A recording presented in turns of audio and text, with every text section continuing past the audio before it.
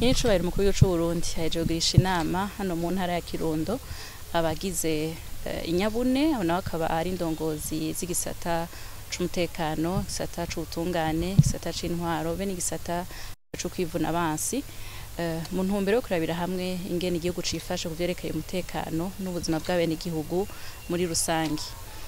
Mu biganiro bagize vyagaragaye yuko igihugu c'u Burundi cifashe neza, umutekano uri hose, eka bikaboneka no mu benegihugu eka no mu banyamahanga badahengeshanya gukeza igihugu c'u Burundi kandi nabo nyene babishingira intahe. Ariko nubwo igihugu cifashe neza muri rusangi nta vyera ngo de kandi utosora ifuku yamizako, haribonekeza yuko hariho abagerageza guhungabanya umutekano w'abenegihugu, hariho ubukozi bw'ikibi nk'ubwo kwiba, konona imirima n'ibindi. Ariko kuri ivyo nyiricubahiro umukuru w'igihugu c'u Burundi akaba yasavye abajejwe intwaro uko bakorana muri iyo nyabune n'abajejwe umutekano, ubutungane kwama bahagaze magabo kugira ngo bakingire umwenegihugu abeho waruraniwe, eka n'abafise ivyo bapfa nk'amatati n'ibindi biture inzego zibijejwe kugira ngo batunganirwe hisunzwe amategeko. Kuvyerekeye ubutungane vyagaragaye kandi yuko uko bahuye hariho intambwe ishimishije igenda yiyongerako.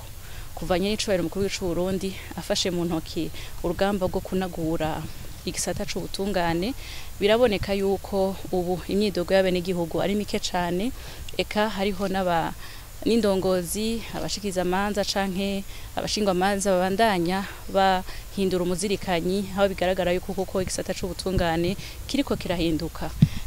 Bandeje batera kamo kandi batera intege yuko babandanya kugira ngo nabo batarahindura umuzirikanyi koko babone yuko igihugu c'u Burundi ari igihugu gitegerezwa kubakira ku butungane kandi ubutungane kuri bose.